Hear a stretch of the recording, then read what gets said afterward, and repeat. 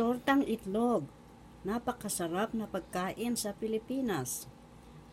We call it egg omelette in English. This is one of my favorite.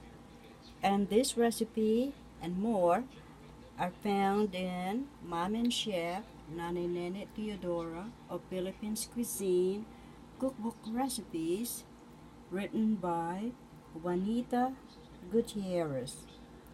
This recipe book is found at Amazon, Libris, and they all come in different formats: ebook, Kindle, and paperback.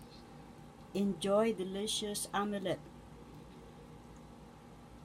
Napakasarap na lutuin. Mom and Chef Nanay Nene Teodora of Philippines Cuisine Cookbook Recipes is my tribute to my beloved mother, Mrs. Nene Teodora Gutierrez. Her cooking style is really excellent. That's why I wrote the book of all her cooking secrets. And you will find them in this delightful recipe book. One of them is Tortang Itlog. Napakasarap. Isa sa aking paborito.